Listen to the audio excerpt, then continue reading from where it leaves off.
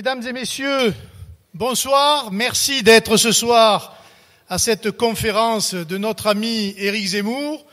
Un geste d'amitié particulièrement apprécié, chose promise, chose due, puisqu'il avait dit depuis longtemps qu'il viendrait à Perpignan, non pas pour soutenir ma candidature, mais tout simplement pour défendre des idées dans un pays qui prône partout dans le monde la liberté d'expression, la liberté d'opinion, et dont on voit malheureusement de jour en jour que ce champ est en train de se restreindre abominablement et que toutes nos libertés, petit à petit, sont menacées. Il vous en dira plus, mais c'est vraiment un plaisir de le recevoir, car il fait partie de ces intellectuels, de ces historiens, de ces essayistes, de ces polémistes qui ont remis le débat sur des sujets essentiels pendant que beaucoup d'autres voulaient éviter d'en parler. Et ce soir, précisément, nous allons en parler parce que nous sommes dans une ville libre, nous nous voulons dans un pays libre et nous sommes encore en droit en France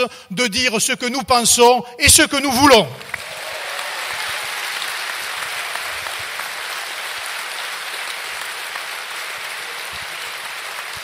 Pour nous accompagner, deux députés européens qui aussi m'ont fait la gentillesse d'être là ce soir.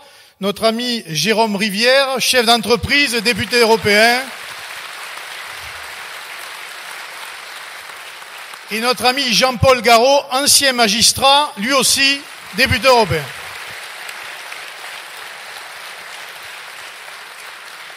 Je vais maintenant laisser la parole à Éric. Il va prendre la parole pendant 20 à 30 minutes. Je lui poserai ensuite des questions que certains d'ailleurs m'ont demandé de lui poser auparavant. Et à l'issue, pour ceux qui le veulent, il dédicacera son livre dans le hall d'accueil. Et vous pourrez à ce moment-là, le voir de près, et pouvoir lui glisser quelques mots.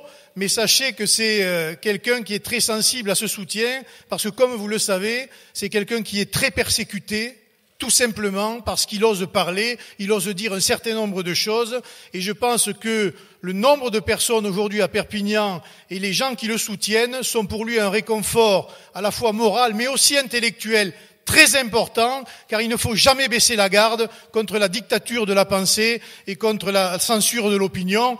La parole est à Éric Zemmour. Merci.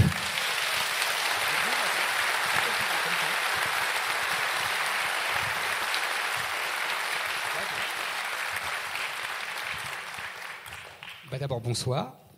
Merci d'être venus tous aussi nombreux, aussi chaleureux, aussi enthousiastes. Et effectivement, merci à mon ami Louis de m'inviter ici. Et il a tout dit très bien d'ailleurs. Je devais venir en juillet.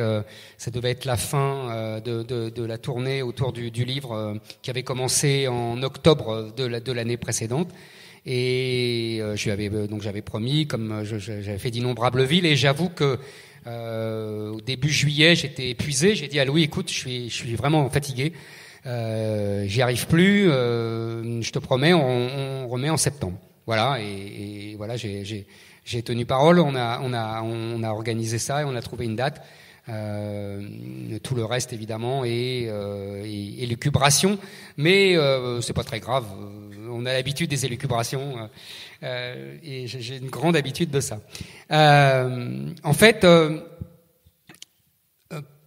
partout dans toutes les villes de France, j'essaye d'expliquer une chose simple, à la fois simple et compliquée, parce qu'on me dit toujours vous avez écrit une histoire de France, c'est très bien, il y a des personnages, il y en a qu'on aime, il y en a qu'on n'aime pas, on peut piocher comme ça, mais pourquoi vous avez écrit une histoire de France alors qu'il y en a tant qui ont été écrites depuis 3 siècles? Effectivement, on peut se poser la question. Et en fait, la réponse est à la fois, comme je vous le disais, simple et compliquée. En fait, nous sommes un pays très particulier, c'est-à-dire que nous sommes une création artificielle. On est le plus vieil État-nation d'Europe.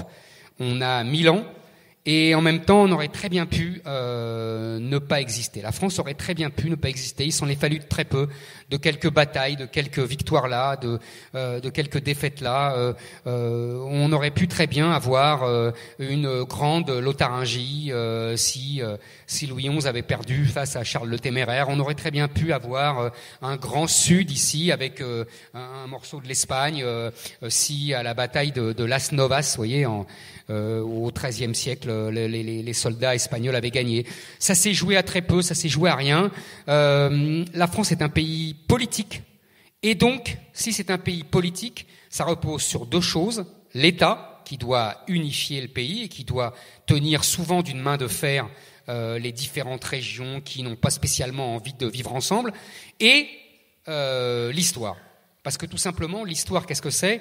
C'est les souvenirs qu'on a en commun, c'est les héros qu'on a en commun, et on veut continuer cette histoire. Alors voilà, on a Napoléon est notre grand-père, Jeanne d'Arc est notre arrière-grand-mère, et à chaque fois, on veut continuer. D'où qu'on vienne et où qu'on aille. À la vérité, c'est ça que les gens ne comprennent pas toujours, c'est que peu importe d'où on vient, l'important c'est que Napoléon soit notre père, Louis XIV soit notre grand-père et Jeanne d'Arc notre arrière-grand-mère. L'important, il est là, il est dans cette appropriation de l'histoire. Et si vous voulez, d'où, évidemment, vous avez bien compris que tout de suite, selon l'histoire qu'on raconte, on va vivre une histoire différente. On va continuer de façon différente. Selon qu'on vous raconte une histoire A, vous allez vouloir continuer l'histoire A. Selon qu'on vous raconte l'histoire B, vous allez vouloir continuer l'histoire B. Et c'est pour ça qu'il y a des guerres de l'histoire.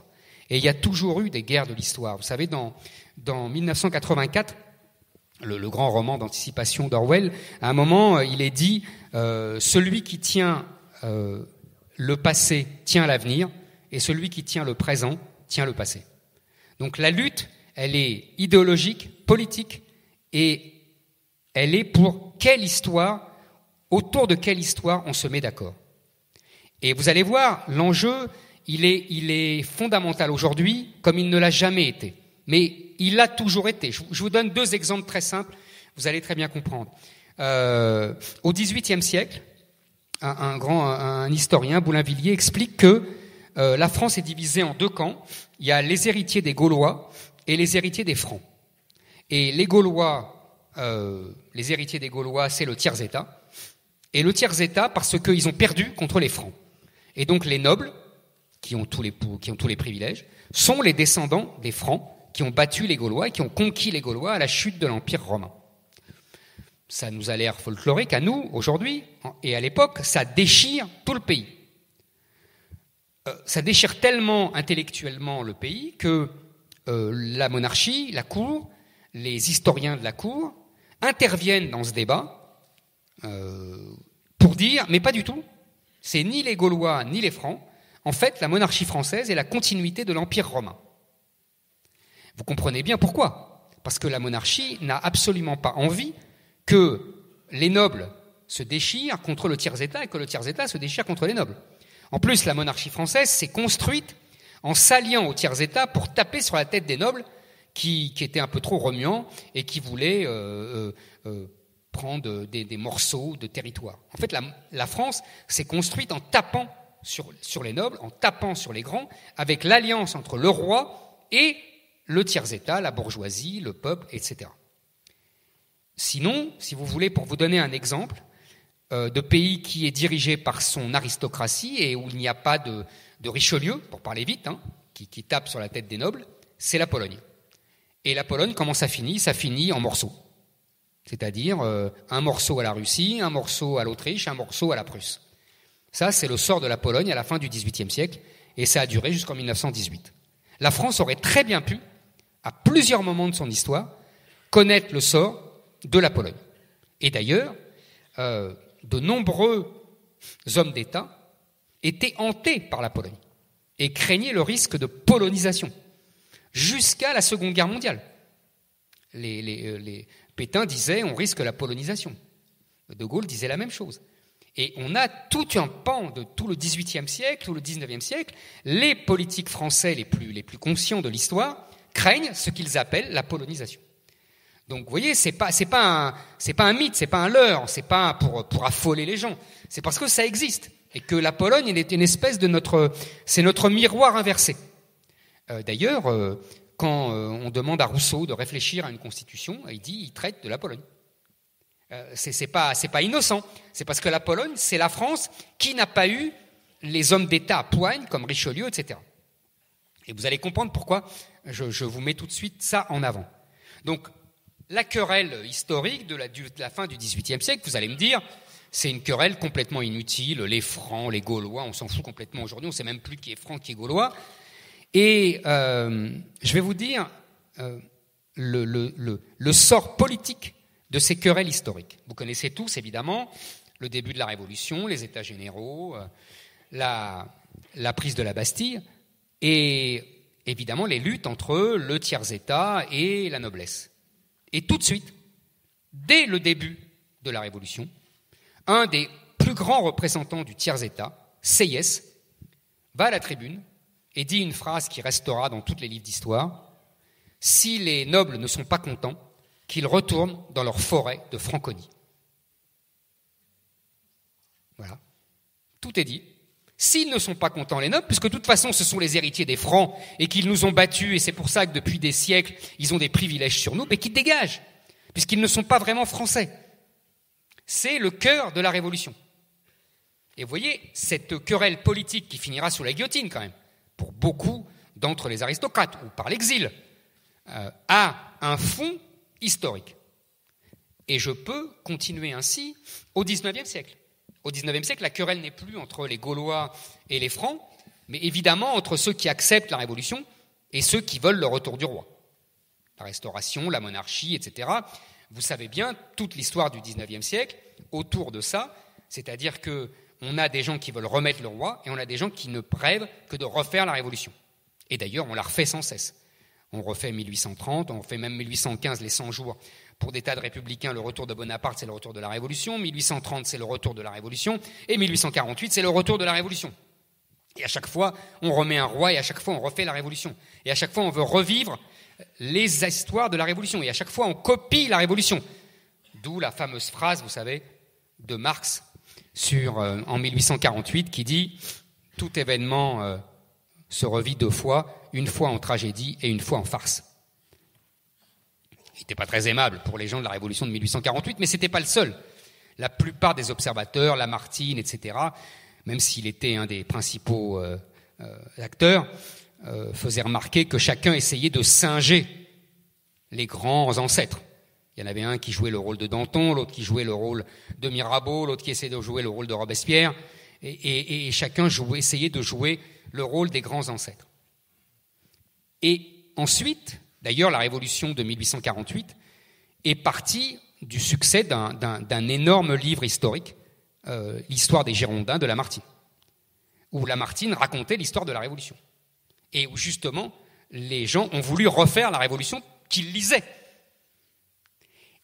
Pareil pour la deuxième partie. Alors là, l'histoire, c'est plus entre les monarchistes et les révolutionnaires, c'est entre les bleus et les rouges, entre les bourgeois et les ouvriers. Et là aussi, on explique qu'il y a deux peuples, il y a deux nations, il y a deux races. Certains se souviendront de cela. Il y a deux peuples, deux races, deux nations, et ils doivent s'affronter. Et de nouveau, on fait des histoires pour expliquer que depuis la nuit des temps, il y a toujours eu un affrontement entre le peuple, les ouvriers, et les paysans et les bourgeois. Et à chaque fois, l'histoire est mise à contribution.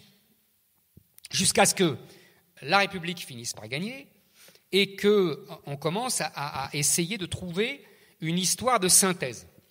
C'est-à-dire qu'on essaye de prendre les héros de la monarchie. On ne prend pas les héros, on ne prend pas les rois, hein. On prend que les grands ministres. Alors on prend Richelieu, Colbert, vous voyez, Sully, Mazarin. Ça, c'était l'histoire qu'on apprenait quand j'étais petit. C'était l'histoire héritée de la Troisième République. C'est-à-dire qu'on prenait les grands ministres des rois pour dire, vous voyez, quand même, sous la monarchie, il y avait des gens bien. Et puis ensuite, on apprenait l'histoire de la Révolution et jusqu'à la République. Et on essayait de faire une synthèse des deux pour donner une unité patriotique. Et d'ailleurs, cette synthèse historique a plutôt bien marché puisque pendant la guerre 14, il n'y a eu aucune défection. Les gens qui étaient pour le roi et les gens qui étaient pour la République, les gens qui étaient pour l'Église et les gens qui étaient anticléricaux se sont retrouvés dans les tranchées en 14, tous héroïques et tous combattant côte à côte. Ils ne se sentaient pas étrangers les uns aux autres. Et c'était le grand résultat et la grande réussite de l'histoire et des historiens de la Troisième République. D'ailleurs, accessoirement, c'était surtout le grand Lavis qui était au départ un bonapartiste. Donc, vous voyez, il faisait la synthèse à lui tout seul. Il servait les maîtres républicains et il avait une idéologie bonapartiste et on dirait aujourd'hui plus réactionnaire. Donc, il faisait évidemment la synthèse de tout ça de façon assez intelligente. Et nous arrivons en fait à aujourd'hui où il y a de nouveau un grand conflit historique, un grand conflit d'histoire depuis les années 60-70. Et là, vous allez tout de suite vous retrouver, c'est-à-dire que il y avait l'histoire nationale, où on nous expliquait qu'on était un peuple dans un territoire avec un État qui avait d'abord été un roi, ensuite un empereur et ensuite une république, qui avait unifié tout ça, qui avait centralisé, qui avait rassemblé des peuples différents et qui en avait fait un seul peuple français. Et on a commencé à nous expliquer, à partir des années 60-70, que tout ça était inventé et qu'en fait, la France n'avait jamais existé, que c'était une création complètement, une création artificielle faite par des hommes blancs pour persécuter les minorités, soit sexuelles, féminines, soit minorités africaines, de colonisées, etc. Alors que, à la vérité, à l'époque, tout le monde s'en moquait.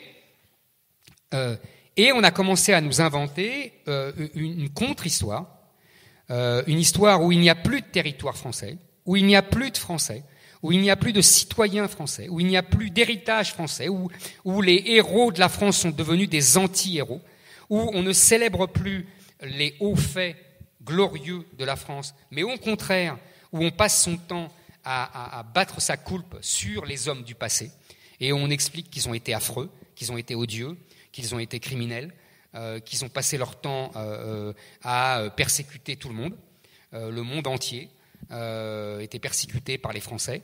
Il y a, si vous voulez, comment vous dire, une histoire où, en fait, tout nous vient, et je ne sais pas si vous avez suivi ça il y a maintenant 3 ans, la fameuse histoire mondiale de la France, qui était l'aboutissement de ce travail intellectuel de plusieurs décennies. En gros, je vous résume la thèse, c'est de dire la France n'a absolument rien inventé, elle doit tout à l'étranger. C'est-à-dire que tout ce qu'elle a fait, c'est l'étranger qui lui a apporté. Et ce qu'elle a fait, elle, est assez minable en vérité. Soit on a mis en esclavage ou on a colonisé des gens de façon odieuse, soit on n'a absolument rien inventé. Je me souviens parce que c'était écrit par une série de petits chapitres, et je me souviens d'un chapitre qui m'avait particulièrement scandalisé. Un des historiens expliquait que Balzac était un auteur assez médiocre et qu'il était à l'origine du racisme en France et de l'antisémitisme parce qu'il se moquait de l'accent de Nucingen, vous savez, de l'accent de Nucingen qui était le personnage en fait de Rothschild et qui se moquait de son accent allemand. Et il y avait tout un texte comme ça pour dire que Balzac était vraiment une honte pour la France. Donc soit on n'invente rien, soit par exemple Descartes, c'est uniquement parce qu'il est allé en Suède, vous voyez. Et tout est comme ça. Nos monuments, c'est les Italiens. Tout est inventé par les autres, créé par les autres, apporté par les autres, et on ne sert à rien. On est un réceptacle passif du génie du monde entier. Et en vérité, vous avez bien compris vous avez bien compris l'origine de ça, et vous avez bien compris la conséquence et le but. L'origine, c'est que effectivement, la France est un carrefour. C'est-à-dire que la France est au milieu de l'Europe et qu'elle a des morceaux de chaque pays. Ici, vous êtes plutôt proche de l'Espagne et donc il y a un peu l'Espagne. De l'autre côté, on est proche de l'Italie. Nice, c'est une ville italienne. Au nord, on est proche de la Belgique, la Hollande, etc. Vous voyez, c'est les mêmes terres. Lille, ça aurait pu être une ville belge. Et d'ailleurs, la Belgique aurait dû être française. Vous voyez, en fait, notre territoire est au milieu. Et donc évidemment, c'est le seul point juste dans toute cette histoire, nous avons subi des influences diverses.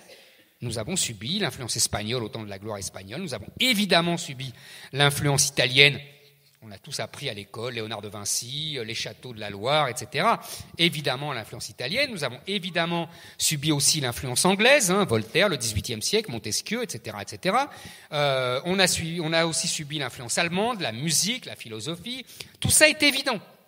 Sauf que ce que ces gens refusent de voir, et ce qu'on voyait encore, je dirais jusqu'au général de Gaulle, en gros jusqu'aux années 60, jusqu'à l'école des années 60, c'est que la France est une magnifique pompe aspirante et pompe refoulante. C'est-à-dire qu'à partir des influences diverses venues de partout, elle invente, elle construit un style à elle. C'est-à-dire que le génie français, c'est de se nourrir de toutes les influences et d'inventer quelque chose à soi. C'est-à-dire, par exemple, vous voyez, vous pouvez aller à Paris, vous allez tous les bâtiments, ça ressemble à l'Italie, mais ce n'est pas l'Italie. Ce n'est pas du baroque, c'est du classicisme, c'est du néoclassicisme.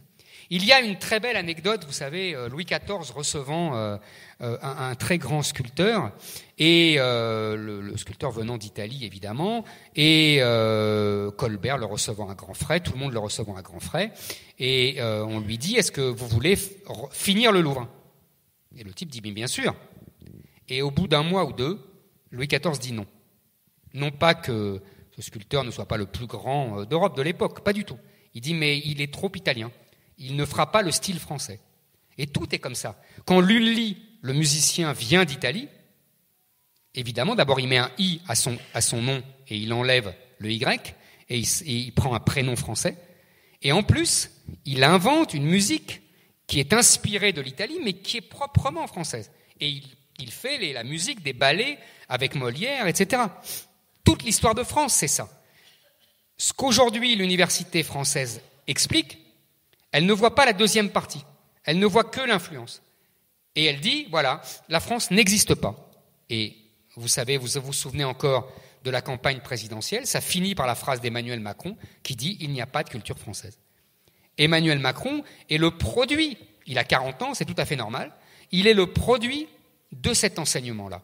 Ces historiens-là qui ont pris le pouvoir dans les années 80 et qui ont imposé dans les programmes scolaires, dans leur vision, une approche de l'histoire, d'abord qui a supprimé la chronologie volontairement pour que les gosses n'aient plus de repères. Moi, ma fille, par exemple, elle apprend en cours de français La Fontaine et ensuite Maupassant. Et quand je lui dis La Fontaine, c'est le XVIIe siècle, c'est le siècle de Louis XIV, elle me dit « Mais comment tu sais ?» Parce que pour elle, La Fontaine, c'est juste avant Maupassant. Et on lui explique que Maupassant, c'est la fin du XIXe siècle. C'est assez explicite. C'est exprès. Il faut que vous sachiez quand même que c'est volontaire. C'est pas un hasard. C'est volontaire. C'est pour briser la chronologie. C'est pour briser le sens de la continuité française. Et c'est pour faire des habitants de la France une espèce de no man's land où les gens sont là, mais ils pourraient être ailleurs. Et on en revient... C'est pour ça que j'ai pris le temps de vous expliquer les grandes guerres de l'histoire dans le passé, parce que vous comprenez bien qu'il y a un sens politique. Je vous rappelle ma phrase d'Orwell, qui tient le passé, tient l'avenir. Et ils ont bien compris ça. Et on voit bien aujourd'hui que, si vous voulez, quand ils nous racontent cette histoire déstructurée, avec surtout pas de héros, avec pas d'événements, avec pas de victoire. Par exemple, les batailles de Napoléon sont passées à la trappe des programmes scolaires. On nous apprend absolument pas. À la limite, la défaite Waterloo, c'est tout. Mais on n'apprend plus aux enfants Austerlitz. Pourquoi ? Parce qu'on ne se bat pas contre les autres Européens. C'est méchant. On ne montre pas qu'on a gagné des batailles. On ne montre pas qu'on a dominé l'Europe. Parce que c'est mal. Il ne faut pas réveiller l'instinct de supériorité du Français, qui a fait tant de mal. C'est voulu, vous comprenez bien. Et en plus, se greffe là-dessus l'histoire, évidemment, de l'immigration.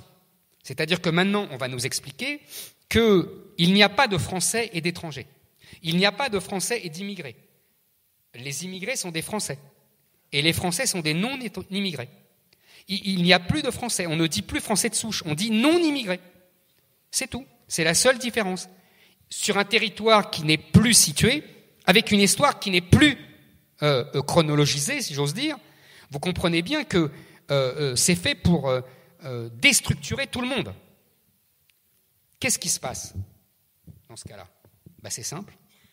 Les Français de souche n'ont plus d'histoire et les immigrés se raccrochent à leur histoire, à leur héros. On me reproche toujours de me battre tel Don Quichotte sur cette histoire des prénoms, mais je sais ce que je fais. Donner un prénom à son enfant, c'est lui donner le nom d'un héros. Si on lui donne le prénom de Louis, c'est les rois de France.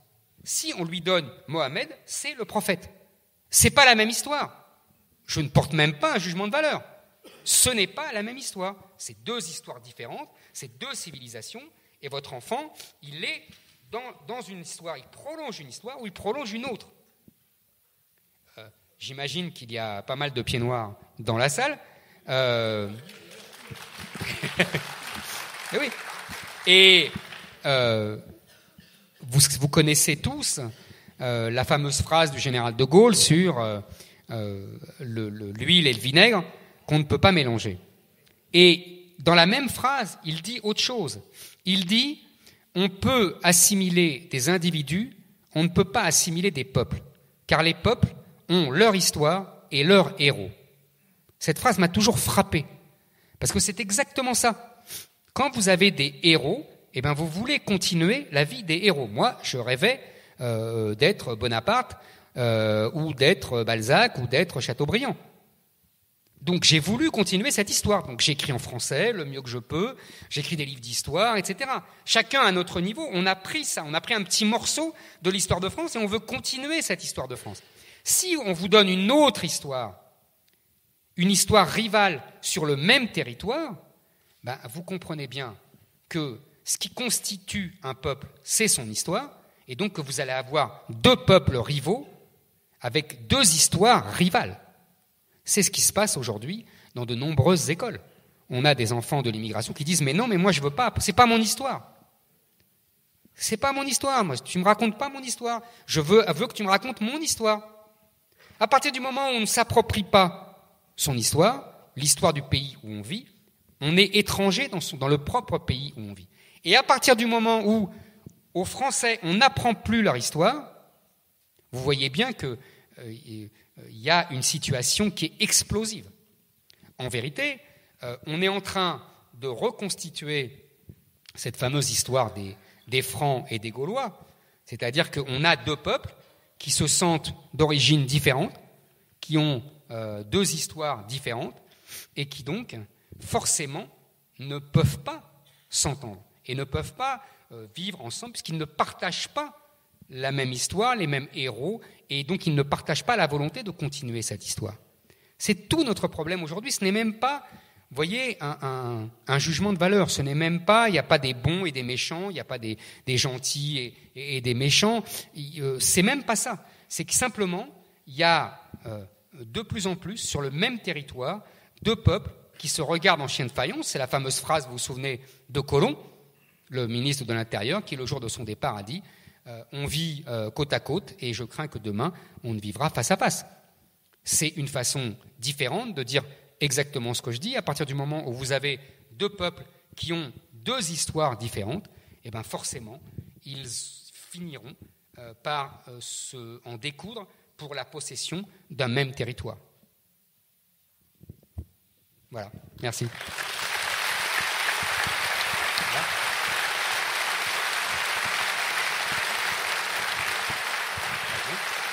Ah oui, bien sûr. Ça va, c'était pas trop court, trop long.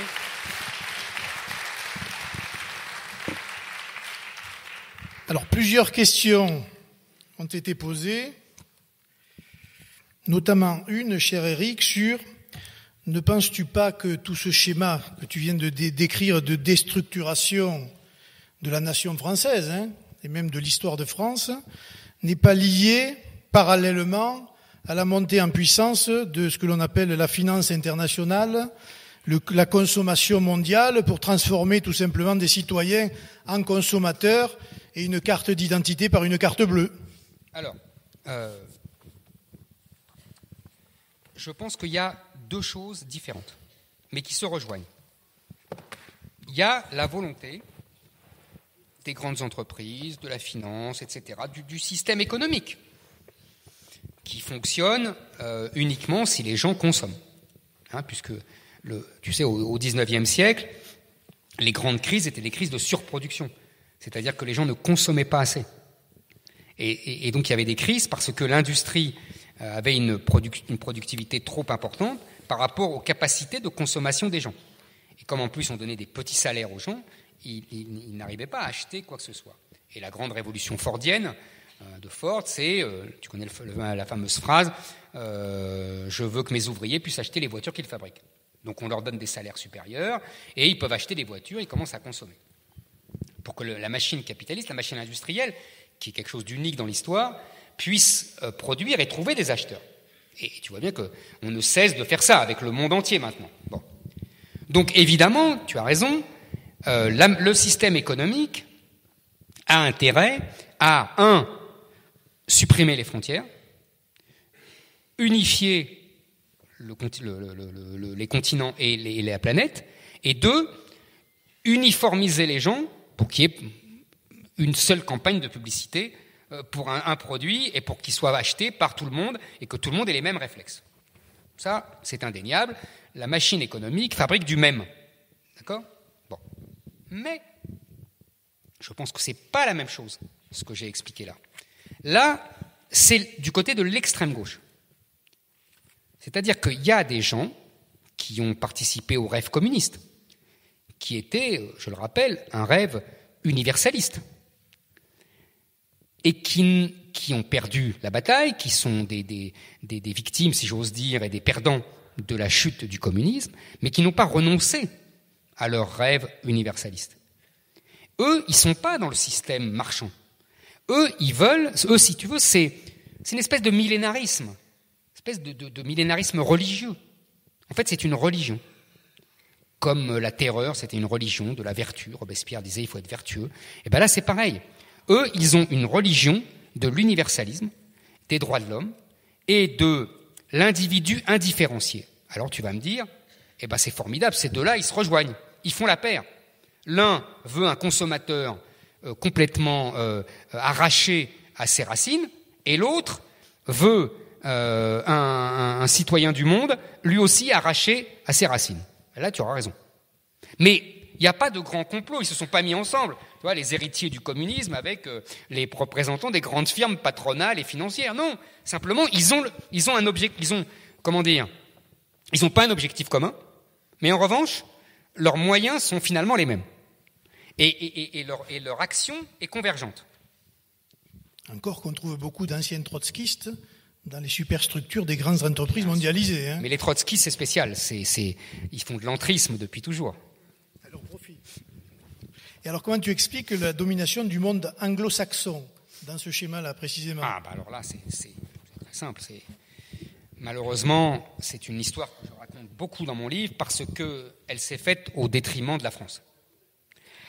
C'est-à-dire que, à partir du XVIIIe siècle, la France est depuis le XVIIe siècle, depuis Louis XIV, la puissance hégémonique en Europe. Et les Anglais vont déclencher ce que certains historiens appellent la deuxième guerre de 100 ans, c'est-à-dire une guerre contre la France pour lui arracher son hégémonie. Je situe ça à partir de 1680. Les guerres de Louis XIV en 1680, c'est les Anglais qui organisent une coalition européenne contre Louis XIV. Ça va se continuer en 1700 avec la guerre de succession d'Espagne, ça va se poursuivre avec la guerre de 7 ans sous Louis XV entre 1756 et 1763, où les Anglais nous arrachent le Canada français et les Indes, parce que nous nous battons sur deux fronts. Nous nous battons contre la Prusse en Europe et contre les Anglais au Canada et aux Indes. Et donc nous perdons sur tous les tableaux. Cette guerre de 7 ans est considérée par certains historiens comme la Première Guerre mondiale, une espèce de Première Guerre mondiale, où il y avait les protestants d'un côté, anglais et prussiens, et les catholiques de l'autre, français et Autriche. Et nous perdons. Et pour moi, je pense que là est la fin de l'hégémonie française. Et d'ailleurs, Bonaparte pense ça, et le général de Gaulle pense ça. Et en fait, il y a deux moments où les Français vont essayer de renverser la table pour reprendre leur hégémonie au détriment des Anglais. C'est les guerres de révolution et évidemment de Napoléon.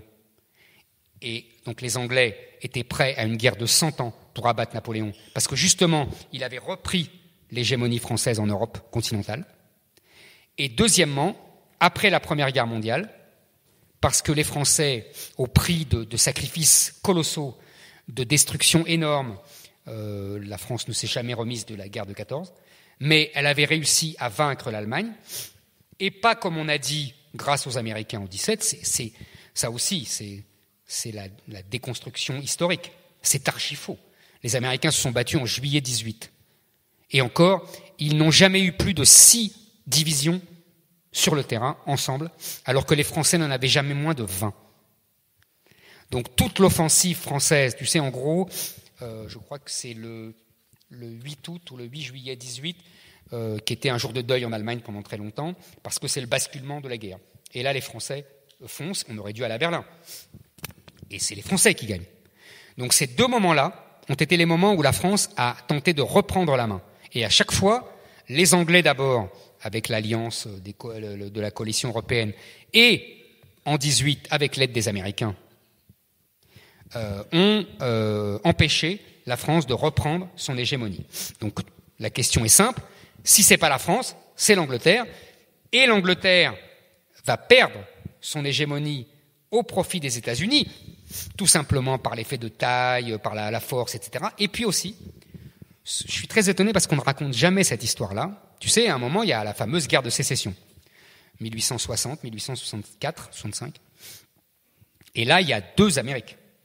Il y a le Nord et le Sud. Et les Français, à l'époque c'est Napoléon III, et les Anglais, se disent, parce qu'ils voient bien venir la puissance américaine qui va tous les supplanter, ils se disent, là, il faut intervenir, et on va casser l'Amérique en deux. Et Napoléon III envoie une escadre pour soutenir le Sud, mais il le fait de façon trop timide. Les Anglais hésitent, n'osent pas, et c'en est fini, le Sud va perdre puisque le Nord est plus industriel, etc. Et l'histoire est amusante, j'ai lu ça récemment dans un livre d'un historien américain. Il y a un ministre anglais en 1912 qui dit on va être obligé de s'incliner devant les États-Unis. On a laissé passer le coche pendant la guerre de sécession et c'est une occasion qui ne se représentera plus.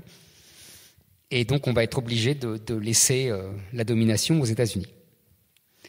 Donc tu poses la question, voilà, c'est simple. Les Anglais n'ont pas, ils n'étaient pas contents de perdre cette hégémonie qu'ils avaient arrachée aux Français. Ils l'ont, en revanche, ils ne l'ont pas laissé aux Allemands, parce qu'il faut quand même savoir que, à partir de la fin du XIXe siècle, la grande puissance continentale qui remplace la France, c'est l'Allemagne. Grande puissance industrielle, grande puissance intellectuelle, grande puissance commerciale, grande puissance militaire. Il découvre des choses étonnantes, la discipline dans les armées, il modernise l'équipement, etc., la stratégie. Je veux dire, la fin du XIXe siècle est allemand. Et les Anglais refont ce qu'ils ont fait à la France, c'est-à-dire qu'ils rassemblent tous les pays d'Europe contre l'Allemagne. Et ça va donner la guerre 14 et évidemment la guerre 40. Sauf que là, en 40, ils sont exsangues. Un peu, tu sais, je compare assez simplement. La France a perdu son statut de grande puissance en 18, l'Angleterre en 40 et l'Allemagne en 45. À chaque fois, c'est la guerre de trop, c'est trop de destruction, trop de morts, les gens renoncent. Et d'ailleurs, il y a une chose que je remarque toujours, et on en parlera sans doute de démographie, parce que c'est là le problème fondamental de notre époque, mais tu remarqueras que après la défaite de Napoléon, les Français ne font plus d'enfants, et depuis 1945, les Allemands ne font plus d'enfants. Moi, je pense qu'il y a un rapport. Autre question sur on ne va pas remonter aux temps anciens, mais la monarchie française est décentralisée. Ce que tu disais, c'est-à-dire qu'elle est à la fois unité par le roi, mais ça n'empêche pas de parler le catalan ici, l'occitan un peu plus loin, etc. Et tout ça se termine avec la guerre de 14, encore elle, où je rappelle dans tous mes discours que le général en chef des armées françaises s'appelait Joffre, qu'il était catalan, de Rivesaltes, et que les sangs de tous les Français des régions s'étant mêlés dans les tranchées, après 18, plus personne n'a parlé de régionalisme ou de... Mais est-ce qu'on peut quand même aujourd'hui penser à défendre ces particularismes locaux, ces langues, ces cultures locales, ces traditions qui existent, mais que la Troisième République s'est évertuée à gommer à grands coups de règles sur les doigts, puisqu'on sait très bien que dans les écoles de la République, il y avait marqué souvent « il est interdit de parler occitan » ou « il est interdit de parler catalan ». Est-ce que tu crois que c'est quelque chose qui peut revenir demain dans une République plus décentralisée ? Alors, d'abord, il faut bien comprendre une chose, c'est que oui, la République a combattu les dialectes, comme on disait, mais avec le consentement des populations. Les populations étaient contentes, contrairement à ce qu'on dit aujourd'hui, parce que ça leur permettait d'accéder à la nation. Ça, c'est une première chose. Deuxième chose, il ne faut pas opposer la monarchie et la République. C'est pas vrai. Tocqueville a démontré ça 1000 fois mieux que moi, que je ne le ferai ce soir. La Révolution a fini le travail de la monarchie. C'est-à-dire, tu disais très justement, la monarchie était décentralisée, mais justement, elle n'était pas contente d'être décentralisée. Et elle voulait se centraliser. Et elle centralisait au maximum. Richelieu centralisait au maximum. Louis XI avait centralisé au maximum avant. Louis XV aussi. Enfin, tu vois, tout le travail de la monarchie, je vais te raconter 2 anecdotes qui vont te faire comprendre ça. En 1789-90, Mirabeau devient le conseiller spécial de Louis XVI. Secret, évidemment. Mais il avait besoin de beaucoup d'argent, Mirabeau. Il avait beaucoup de dépenses, beaucoup de maîtresses, une vie qui nécessitait de l'argent. Et donc, il était acheté par tout le monde. Danton, après. Ça a été Danton, après. Oui, Robespierre, il n'avait pas ce genre de problème. Bon, c'est chacun ses défauts. Et Mirabeau écrit à Louis XVI, « Vous devriez prendre la tête de la Révolution. Elle a éradiqué tous les particularismes. Elle a tout centralisé. Richelieu en aurait rêvé. » Deuxième anecdote. On est en 1815. Le fils de Charles X se balade dans les provinces. Je dis bien le fils de Charles X, c'est-à-dire le roi le plus réactionnaire après la Révolution qui voulait revenir à la monarchie absolue. Il se balade dans les provinces et à un moment, un des maires qui le reçoit veut se faire bien voir du fils du roi et lui dit « Ah, nous regrettons beaucoup les régions d'avant et vraiment nous n'aimons pas ces départements. » Et le fils de Charles X le regarde de façon glaciale et lui dit « Oui, mais nous préférons les départements. » Jamais les rois n'ont voulu remettre en cause le travail de Napoléon. Jamais. Parce que c'était le rêve de toute la monarchie française. C'est ce que j'ai dit au début. Sinon, c'est la Pologne. Sinon, on nous découpe en morceaux. Le danger aujourd'hui, c'est ça. Tu te souviens le mot de Hollande ? Ça finira par une partition. Mais c'est la hantise française depuis 1000 ans. La partition. Quand Hitler, qu'est-ce qu'il fait ? Il découpe, il arrache les territoires. Quand, le début de la guerre 14, il y a un plan allemand pour découper la France et pour donner un morceau à la Belgique, un morceau à ceci, un morceau à cela. En 1814, quand les troupes de Napoléon sont sur la défensive et reculent, il y a un plan prussien pour découper la France. Et c'est les Anglais qui l'arrêtent. Pourquoi les Anglais l'arrêtent ? Parce que les Anglais, c'est toujours la même chose. C'est on combat la France quand elle est trop forte, et puis on la protège quand elle est trop faible. Parce qu'on ne veut pas qu'il y ait un autre trop fort. Mais la France, le danger de la France, c'est ça. Et ce qui est incroyable, et ce qui, moi, m'a fasciné quand j'ai écrit mon livre « Le destin français », c'est que, tu vois, nous revenons exactement, comme si on n'avait rien appris, on revient au même danger. On voit bien, On va pas se cacher derrière son petit doigt. Qu'est-ce qui se passe aujourd'hui dans d'innombrables banlieues françaises ? C'est une islamisation du territoire français, une colonisation petit à petit qui font partition. Boualam Sansal dit c'est des républiques islamiques au petit pied. C'est ça, en vérité. C'est ça qui se passe. La France ne contrôle plus vraiment ces territoires-là. On fait semblant. Mais qu'est-ce que c'est ça ? C'est l'angoisse française. Ça a toujours été comme ça. Quand Richelieu fait le siège de La Rochelle, c'est un massacre. Il va rester 10% de la population. Je sais pas si vous vous rendez compte. 10% de la population. Je crois qu'il y avait 40 000 habitants, il en reste 4 000. Il fait un siège impitoyable. Pourquoi ? Parce que La Rochelle est une des places fortes autorisées par l'édit de Nantes, que les protestants se sont armés et qu'ils menacent de faire sécession et de rejoindre l'Angleterre. Et que les Anglais, on a tous appris ça dans les Trois Mousquetaires, envoient des bateaux, Buckingham, tu te souviens, Buckingham, amoureux de la reine, etc., etc. Il envoie des bateaux et il veut faire sécession. Exactement, c'est toujours la même histoire. Et d'ailleurs, pour l'anecdote, 2 choses amusantes dans ces guerres de religion. Il y a un poème de Ronsard qui dit « Amis protestants, arrête d'être avec un couteau entre les dents, tel Mahomet ».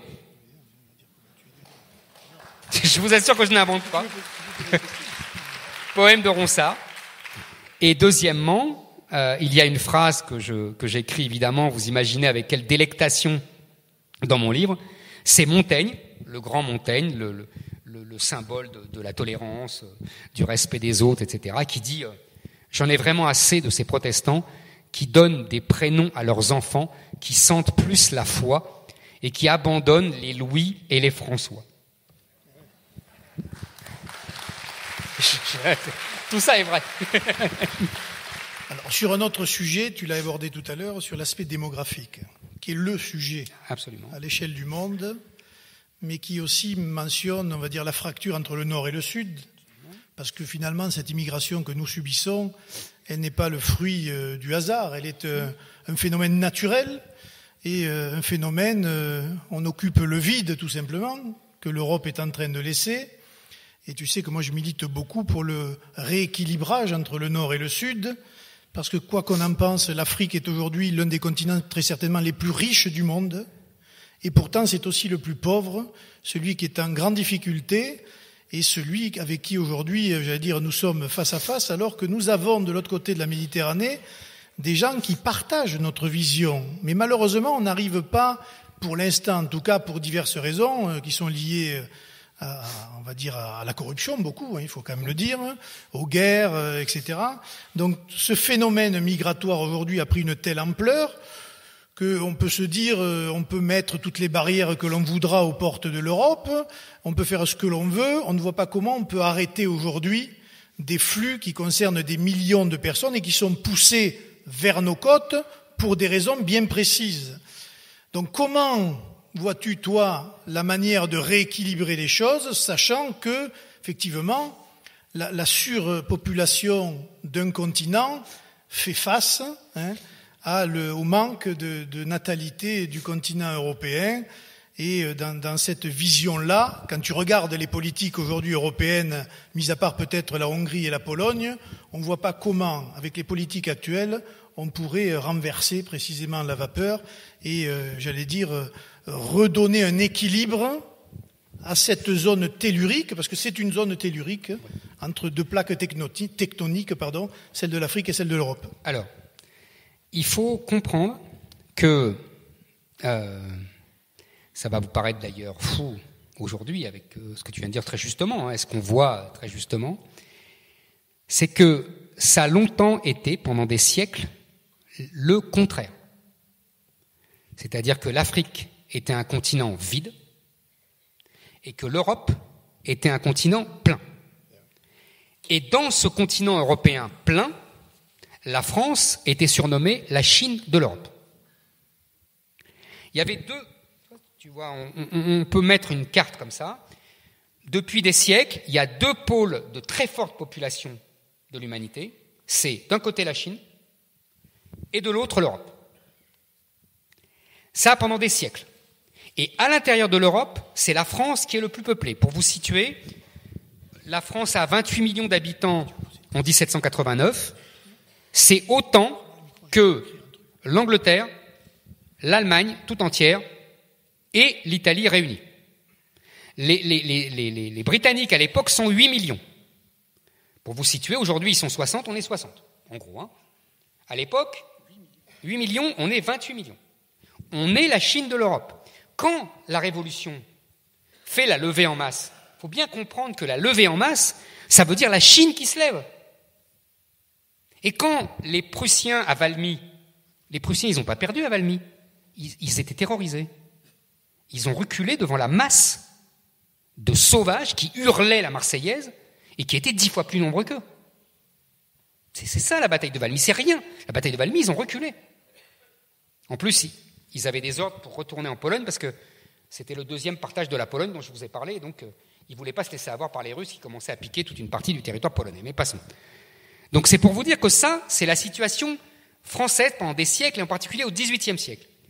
Quand, puisqu'on a parlé des Pieds Noirs tout à l'heure, quand la marine de Charles X débarque en 1830, il y a 28 millions de Français, donc, en gros. Combien d'habitants en Algérie? Territoire qui n'existe pas à l'époque, hein, ça ne s'appelle pas l'Algérie. Il y a le Bey d'Alger, et puis il y a une terre vague qui appartient à l'Empire ottoman, mais dans tout ce territoire-là qui va devenir l'Algérie, que la France va donc forger, il y a, vous n'imaginez pas, il y a 2 millions d'habitants. 2 millions. Donc, si vous voulez, à l'époque, c'est l'Afrique qui est vide. Et c'est l'Europe qui est pleine, et dans l'Europe qui est pleine, c'est la France qui est pleine. Archi-pleine. Et c'est donc la France qui a cette puissance démographique et donc militaire. Vous comprenez bien, évidemment. J'ai lu un texte de Machiavel, donc on est au 15e, 16e siècle, de Machiavel qui a fait 2 ambassades en France. Mais quand vous le lisez, vous avez l'impression qu'il visite l'Amérique. Pour lui, c'est immense et ça grouille. Il est sidéré. Il vient de l'Italie, hein. Il vient de Florence. Il est sidéré par le monde et par l'immensité du territoire. Vous voyez, pour vous situer, faut bien comprendre ça. Pour les gens contemporains, si vous voulez, c'est pour ça que les contemporains de Napoléon le prennent pour un fou. Parce que pour eux, la France de Louis XV, elle est déjà immense. Ils ne comprennent pas, ce que j'explique dans mon livre, c'est que Napoléon, lui, il a déjà compris ce que nous, on sait. C'est-à-dire que la France de Louis XV, elle est toute petite par rapport aux États-Unis, par rapport à la Russie, par rapport à la Chine. Mais à l'époque, les contemporains ne le savent pas. Pour eux, la France est énorme. C'est un mastodonte, disait le général de Gaulle. Bon, vous voyez, ça, c'est très important de comprendre ça. En 1900, pour vous dire, il y a à peu près 400 millions d'Européens, il y a 100 millions d'Africains.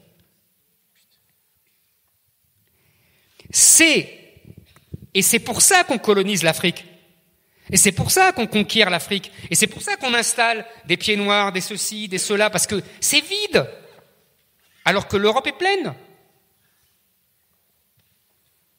Il faut bien comprendre ça, tout ce qui s'est passé au XIXe siècle. La conquête des États-Unis, Ellis Island, vous savez, tout le monde qui débarque comme ça à New York, etc. Mais c'est parce que le territoire américain est vide.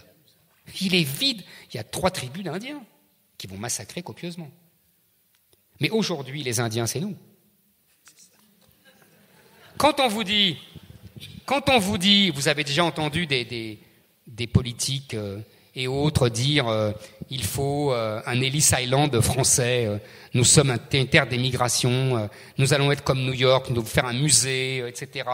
Moi, je leur dis toujours, mais vous avez tout à fait raison, mais les Indiens sont qui? Vous nous avez pris pour les Indiens, quoi. Mais c'est ça. Ne riez pas. C'est ça qui va se passer. Nous sommes promis au statut d'Indiens. Puisqu'évidemment, nous sommes devenus les Indiens.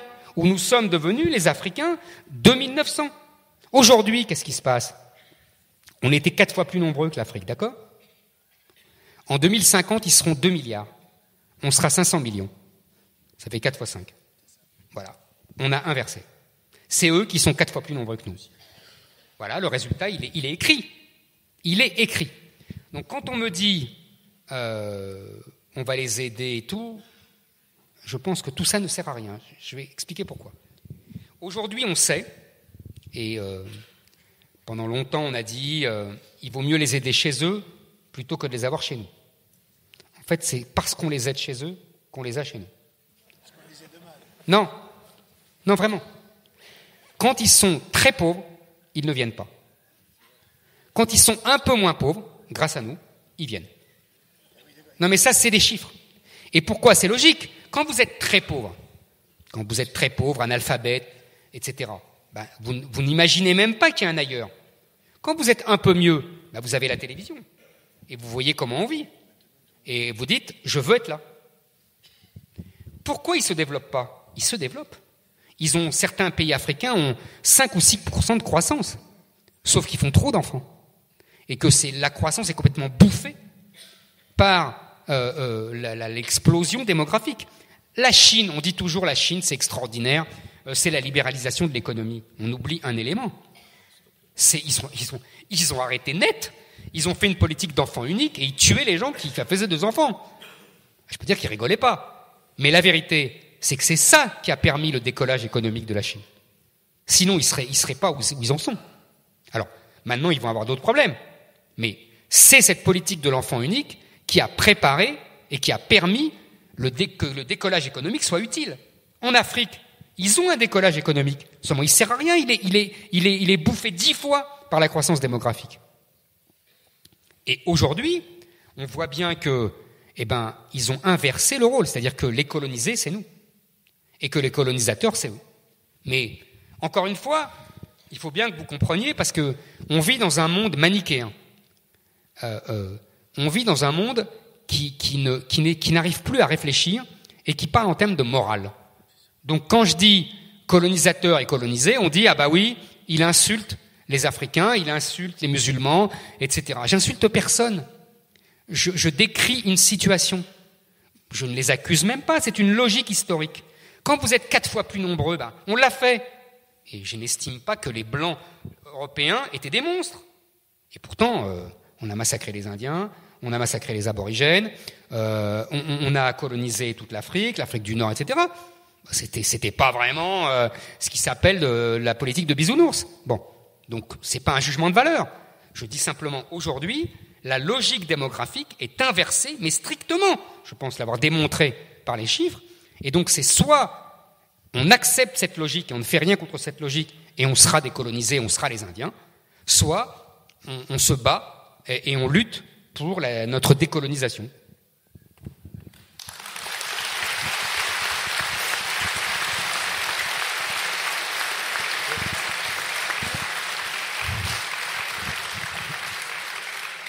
J'avais envie de te poser une question plus au polémiste qu'à l'historien. Quand on lit ton livre avec beaucoup de plaisir, d'ailleurs, on est plein de tendre nostalgie pour la France qui a été.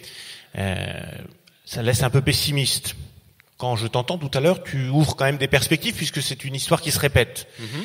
Est-ce que une fois qu'on tourne cette page, c'est à ton avis la dernière page qui est tournée, ou est-ce qu'il existe encore des raisons à travers l'histoire d'espérer et de se dire que la France, ce peuple et ce pays si particulier, a encore toute sa place dans l'histoire à venir, dans le futur? C'est très... Alors, je vais essayer de répondre le plus clairement possible. La nostalgie. Bah oui, quand on a été la plus grande puissance d'Europe et que on tenait tête au monde entier, qu'il fallait toute l'Europe pour abattre nos armées, les armées de Louis XIV ou les armées de Napoléon, c'est sûr que ça fait mal au ventre.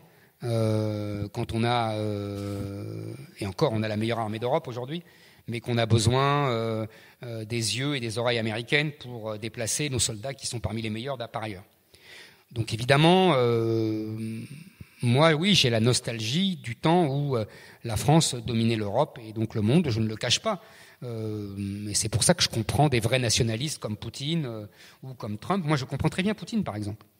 Quand il dit, on se moque de sa phrase, on la prend mal. Quand il dit celui qui ne, merci, celui qui ne regrette pas l'Union soviétique n'a pas de cœur. Je le comprends. Moi, je dis la même chose pour l'Empire napoléonien. Celui qui ne regrette pas l'Empire napoléonien n'est pas vraiment français. C'est pas la même chose. Je suis d'accord. On n'envoyait personne au goulag, mais je veux dire qu'il dominait la moitié de la planète. Je les comprends. C'était la grandeur de leur pays. Alors leur régime était ce qu'il était.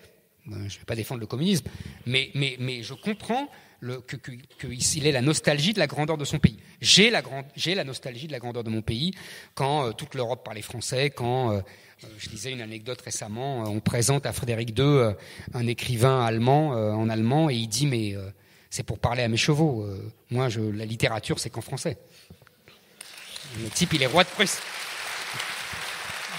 Voilà, donc oui, j'ai la nostalgie de cette période-là quand Napoléon dicte sa politique à toute l'Europe. Je reconnais. Bon. Deuxièmement, l'histoire, et tu n'as pas tort, elle est plutôt encourageante. C'est-à-dire qu'à chaque fois qu'on était au fond du trou, on est remonté. On peut en sortir plusieurs. Le territoire français à moitié aux Anglais, ça donne Jeanne d'Arc. Le territoire français à moitié aux Allemands, les mêmes territoires. Hein. Il y avait un grand historien qui faisait un cours en 42-43 qui expliquait à ses étudiants, il montrait les deux cartes, la domination anglaise pendant la guerre de 100 ans et la domination allemande en 42, et il disait, voyez, c'est exactement la même carte. Les mêmes territoires soumis à l'ennemi et les mêmes territoires qui n'étaient pas soumis à l'ennemi. C'est pour l'anecdote. Mais bon, on a eu le général de Gaulle, etc. Bon. On a eu la Révolution qui est une catastrophe en vérité très vite et on a Bonaparte qui gagne toutes les batailles. À chaque fois, on a trouvé quelqu'un qui est venu du fond du peuple et qui a sauvé le pays et qui l'a même ramené plus haut qu'il n'était. En 14, pareil. Normalement, la guerre 14, en 6 mois, on l'a perdue. On n'est pas du tout préparé. Les Allemands ont une machine de guerre remarquable et on est sauvé à la fois par l'erreur, pour la faire courte, il y avait 5 armées allemandes et il y en a une qui a voulu aller plus vite pour rentrer dans Paris. Et Gallieni l'a vu et évidemment il s'est jeté sur lui comme un morpion et il a arrêté toutes les autres. Bon.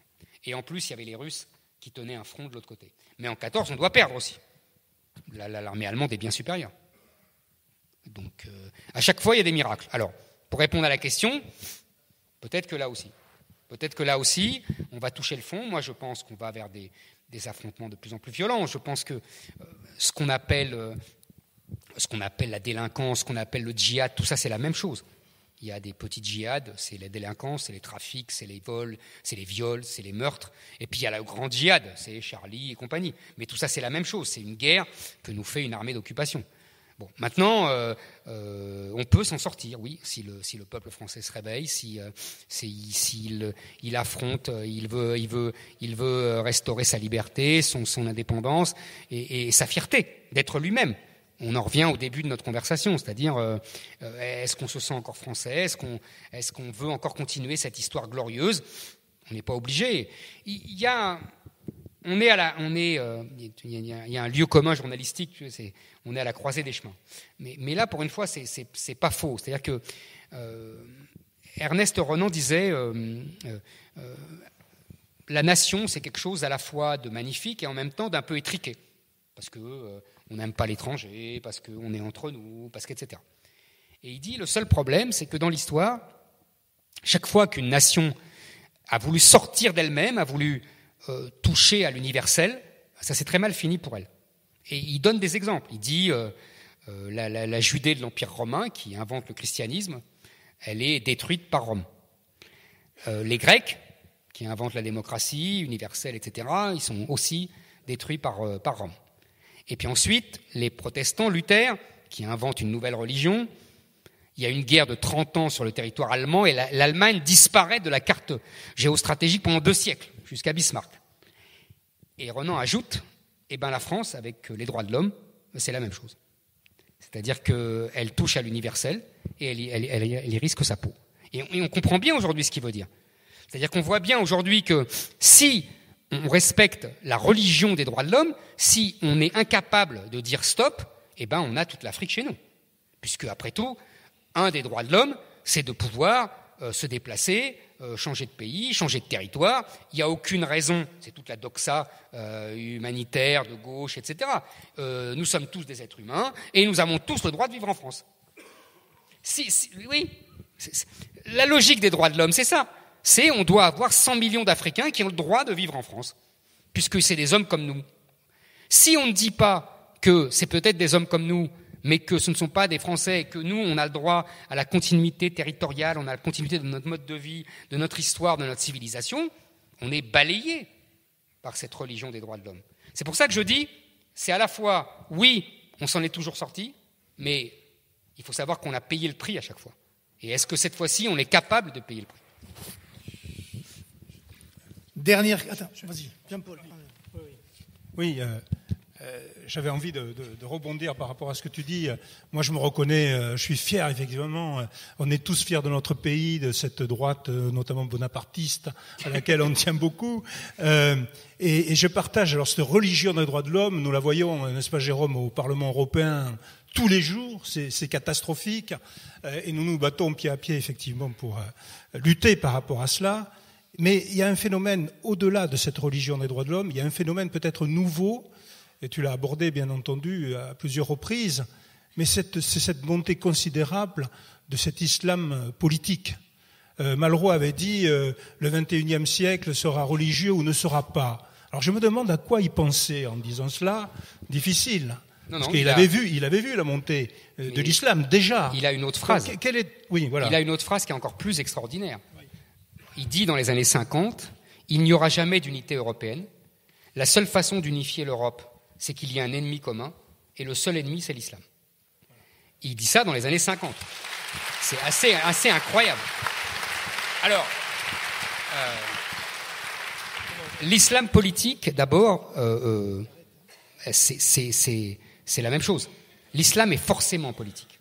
En fait, l'islam, c'est à la fois une religion, et en même temps, c'est un code civil. C'est-à-dire que, d'ailleurs, l'imam Khomeini, qui s'y connaissait un peu plus que nos spécialistes autoproclamés de l'islam à la télévision, disait l'islam est tout politique. Il ne peut pas ne pas y avoir de politique en islam, puisque c'est une religion, comme le christianisme, comme d'autres, c'est-à-dire on prie, on va au temple, on fait du pèlerinage, tout ça c'est une religion. Et puis, il y a toute une partie politique. C'est-à-dire qu'on organise la vie de tous les gens. Et on organise la vie des gens de façon totalitaire, c'est-à-dire qu'on se mêle de tout, la façon de se nourrir, la façon de se vêtir, la façon de faire l'amour, la façon de s'organiser dans sa maison, c'est totalitaire.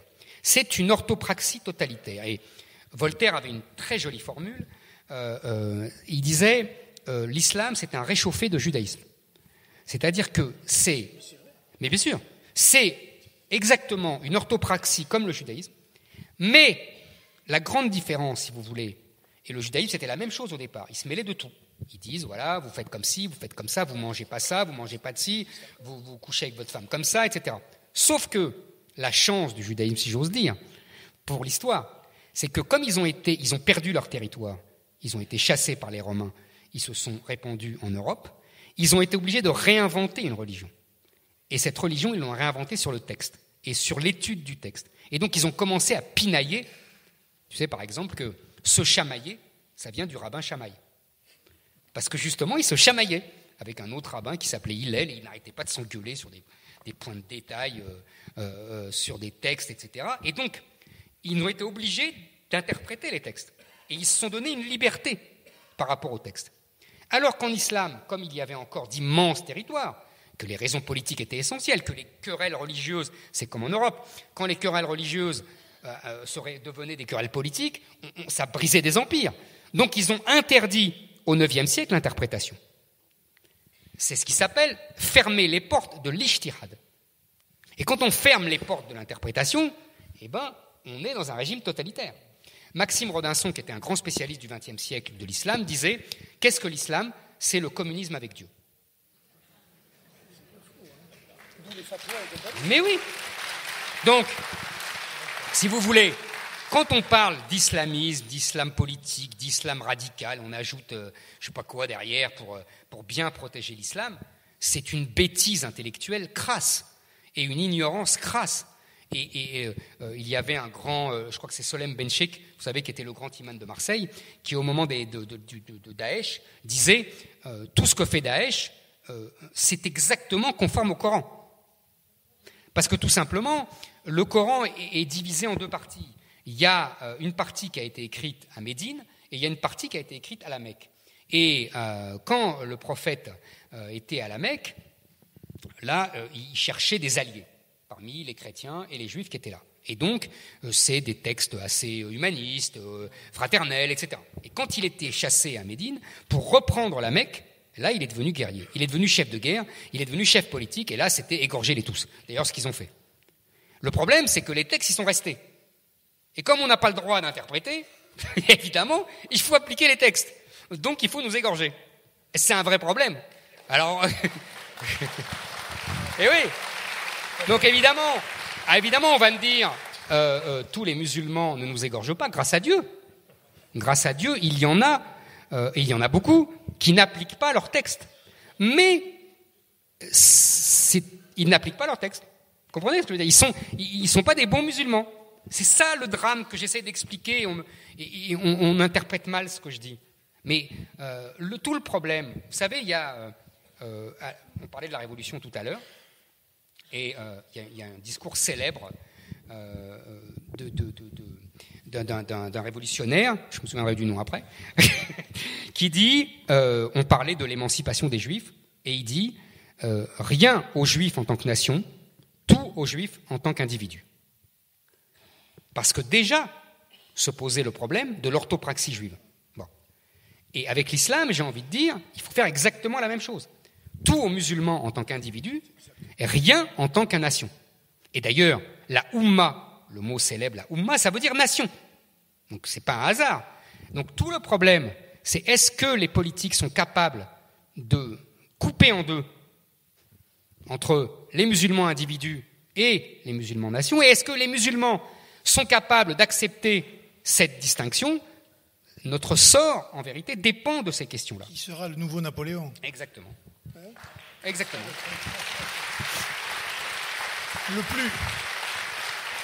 Le plus perturbant dans cette affaire, c'est quand même le fait de ne pas pouvoir critiquer. C'est-à-dire qu'aujourd'hui, on peut ouvertement se moquer du Christ, de la Vierge Marie. On peut remettre en cause les fondements de la religion bouddhiste, judaïque, etc. Et curieusement, c'est vrai, mais il faut le reconnaître, et il y a que dès que tu touches à l'islam, tu es voué aux gémonies et pointé du doigt pour islamophobie. Or, on a tous, et heureusement d'ailleurs, c'est pas touché aux musulmans, c'est touché à une religion. On a quand même le droit en France, dans un pays laïque, de pouvoir critiquer une religion. Surtout quand même. Non mais moi et même le Haut Conseil à l'intégration avait remarqué que le fait de critiquer la religion était un droit, j'allais dire, constitutionnellement reconnu. Parce que si on commence à mettre des barrières dans la libre appréciation d'une religion, eh bien c'est là qu'on va aller vers le début du totalitarisme. Et puis surtout, on va donner des gages aux extrémistes de cette religion. D'ailleurs, on les voit. Le fameux Conseil contre l'islamophobie, qui est en fait un bras armé des frères musulmans en Europe, financé par tout un tas de monarchies pétrolières, est en train petit à petit de restreindre le débat. Et moi, je suis stupéfait, Eric, de voir comment à la télévision, on voit des Tariq Ramadan, des gens comme ça, dont on sait qu'ils sont financés par des organisations internationales, et on ne voit jamais, pourtant, tu l'as cité, des Sensal, des Daoud, des Zineb, on les voit quand même. De plus en plus, mais pas assez, car ce sont ces gens-là qui apporteront la vérité sur eux et la liberté. Si on laisse la discussion sur l'islam à des Tariq Ramadan, etc., eh bien, petit à petit, ils embarqueront dans leur folie des millions de musulmans pacifiques aujourd'hui, mais qui demain pourront être embrigadés dans l'idéologie. Parce que, tout simplement, c'est une stratégie. Oui, d'accord. Il y a une stratégie derrière, c'est-à-dire que ce concept d'islamophobie est le produit d'une stratégie voulue par, d'ailleurs, les États musulmans, qui l'ont élaborée à l'ONU et qui ont fait adopter par l'ONU la reconnaissance de l'islamophobie, qui est un concept, en fait, ils sont en train de réinventer le sacrilège que la France révolutionnaire a supprimé en 1789 et que même les rois n'ont jamais rétabli. Charles X, on en parlait tout à l'heure, a voulu le rétablir et en fait, il a vite été renversé et en plus, il ne l'a jamais mis en œuvre. Donc, il faut bien comprendre que l'islamophobie est un concept fumeux qui est simplement synonyme de retour à l'interdiction du sacrilège. Donc on veut faire de l'islam une religion qui n'a pas le droit à la critique et qui le vit comme un sacrilège. C'est-à-dire qu'on est en train d'inventer pour l'islam un statut de religion d'État que n'ont pas les autres religions.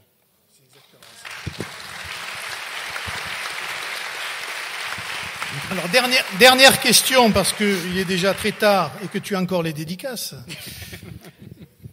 Comment tu situes le phénomène des gilets jaunes? On l'a vu, nous, on l'a constaté ici.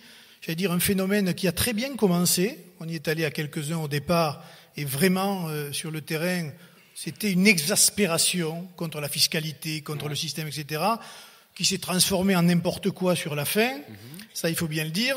Mais on sent bien que les raisons profondes qui ont poussé à ce mouvement des gilets jaunes, les raisons sont toujours là. Mais comment, toi, tu peux le situer dans les contestations historiques que tu connais? Moi, j'y vois deux choses, historiquement. La première, un vieux fond français de révolte, des fameuses jacqueries de paysans, etc., de gens qui étaient loin de Paris et qui se révoltaient contre les nobles, contre les bourgeois, etc., qui se révoltaient de façon très violente d'ailleurs souvent, et la monarchie réprimait sévèrement. Ça, c'est le fond de l'affaire. Le deuxième fond historique, c'est que je dis depuis l'élection d'Emmanuel Macron, Emmanuel Macron, c'est Louis-Philippe. C'est-à-dire qu'en 1830, Louis-Philippe rassemble autour de lui les bourgeois de droite qui ont peur de la Révolution et les bourgeois de gauche qui ont fait la Révolution et qui ont peur de Charles X. Et cette alliance de la bourgeoisie de droite et de la bourgeoisie de gauche, Lafayette et le banquier Laffitte, en gros, ça donne Louis-Philippe. Tu sais que c'est le banquier Laffitte qui impose Louis-Philippe, alors que les émeutiers voulaient la République. Donc je pense que Macron incarne tout à fait ça, c'est-à-dire l'alliance entre une bourgeoisie de droite, on a vu beaucoup de bourgeois voter pour Macron et plus encore aux dernières européennes, et de bourgeoisie de gauche qui a abandonné Hollande parce qu'il était vraiment trop ridicule. Donc on a cette rencontre entre les deux bourgeoisies qui de plus en plus se mêlent l'une à l'autre, exactement comme sous la monarchie de Juillet. Et Macron, c'est vraiment l'incarnation de Louis-Philippe. Et pendant le règne de Louis-Philippe, tu vas voir où je veux en venir, il y avait de multiples révoltes. Par exemple, tu sais, par exemple, dans Les Misérables, ce que raconte Victor Hugo avec Gavroche, les barricades, c'est une révolte en 1832, 2 ans après, à propos de l'enterrement d'un général, Lamarque, le général républicain. Et il y a eu des émeutes, ça a tourné en émeute, et l'armée, à l'époque, c'était pas les CRS, c'était l'armée carrément qui chargeait. Et voilà. Donc il y a ce deuxième fait historique. Et le troisième fait, plus récent évidemment, c'est les conséquences de la mondialisation, du virage européen et libéral voulu par Mitterrand en 1983, qui a fait que, comme dans tous les autres pays occidentaux, nous avons un surdéveloppement des métropoles et une déshérence de tout le reste. Il y a comme ça en Angleterre, comme ça aux États-Unis, on voit bien, dans tous les pays d'Europe, c'est la même chose, un peu moins en Allemagne, parce que l'Allemagne n'a pas de grandes villes en vérité, de grandes métropoles, mais enfin bon, elle a quand même Munich, et on voit bien entre l'Est et l'Ouest, c'est un peu la même chose que nous, entre la France périphérique et les métropoles. Donc, on a ce produit-là de la mondialisation qui a créé une nouvelle géographie, une nouvelle sociologie, avec toute une partie de la population qui est abandonnée. Et en Angleterre, ça donne le Brexit, aux États-Unis, ça donne Trump, et en France, comme je dis toujours, c'est pas à toi que je vais l'apprendre, on est dans une impasse politique, c'est-à-dire que le représentant de cette France périphérique ne gagne pas la présidentielle, perd la présidentielle en 2017, et donc nous sommes dans une impasse politique. Il n'y a pas de victoire de cette Amérique périphérique, de cette Angleterre périphérique, et donc cette France périphérique. Et donc cette France périphérique, elle n'a plus d'issue politique. Et donc elle se révolte.